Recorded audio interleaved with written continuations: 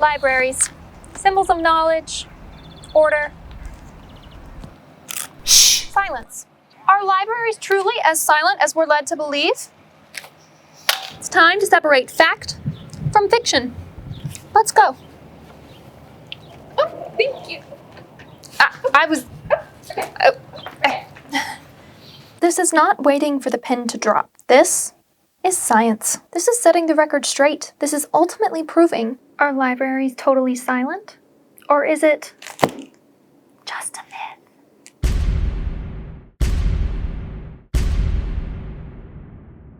Contrary to popular belief, this isn't just a place for hushed whispers and page flipping.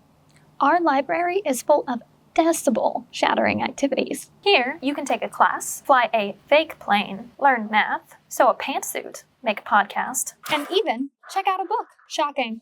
I know. While great and all, these activities don't really say library, or anything for that matter, really, because they're just activities, and they don't talk, or do they? I think we need a professional opinion. It's your turn.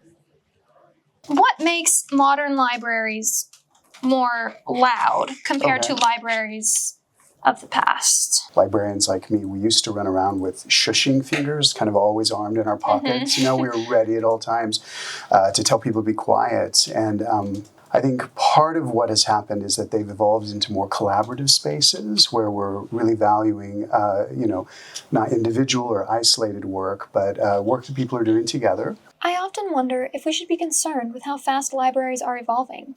Books used to be the heart of libraries, and now they're like an elderly relative at a family gathering. Sure, they're the reason we all showed up in the first place, like 5 years ago. But now, isn't it all about the free Wi-Fi and the gossip? Obviously, this calls for a professional. So I called upon a local, self-proclaimed Edmund Lowe library expert to give me a tour and explain the most important features of the library. The results may shock you. Once things warm up just a bit more, the fountain will come on, one of the most photographed areas here on our campus. Do students swim in the fountain? No comment. Do all librarians have to take an oath to protect and enforce the quietness of the libraries? Or, are they allowed to give out punishments? Yeah. Well, libraries in the past, and maybe even the lower level of Edmund Lowe, I'm not sure, but we had torture devices, rooms of isolation. It was pretty serious, yeah. So, in this new digital age, obviously libraries are becoming more and more about computers. Would you say this is just an excuse to play dress to impress all the time? I would say there's a variety of interesting subjects explored. In ancient times, libraries were probably one-floor huts where everyone was equally shushed. Book clubs were just frantic scribbles on paper because you couldn't talk or whisper. But you know what has probably stayed the same through all of time? The chairs. If a library is supposed to be quiet, why do all the chairs sound like you've just opened an ancient tomb full of tortured spirits whenever you adjust your posture? Are chairs working against the entire concept of a library? At what point do we turn this into a conspiracy and recognize this is a practical joke, forcing us to make noise and be fools? So I know here at the Edmund Lowe, you said the 4th floor is the quiet floor. Mm-hmm. And then right below it, we have the 3rd floor, which is arguably the loudest floor of the library. Right. Do you think they did that on purpose to annoy the people that like the quiet? They may have, you never know. And then they have the big bell tower on top of that. Right. So they're just sandwiched. We welcome food and drink in the library, which is something that still surprises quite a few people. So if somebody's really eating their chips very loudly, you can't kick them out?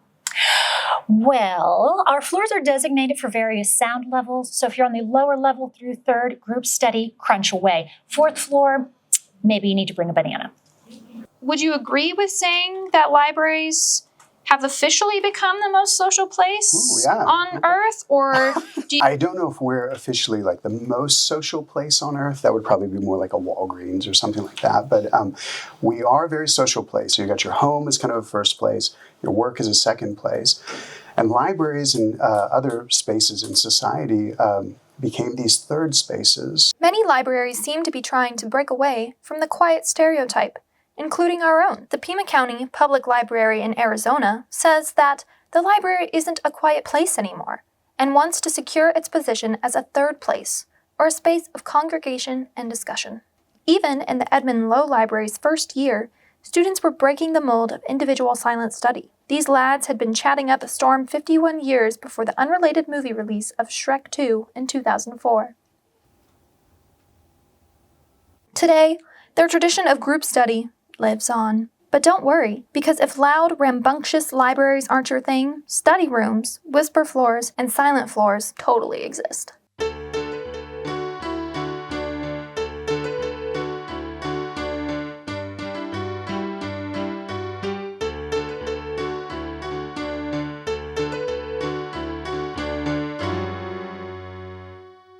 After considerable amounts of pondering, attempts of talking, and aggressive shushing, we can finally confirm that this library is not silent. In fact, it's a comfortable 30-40 decibels.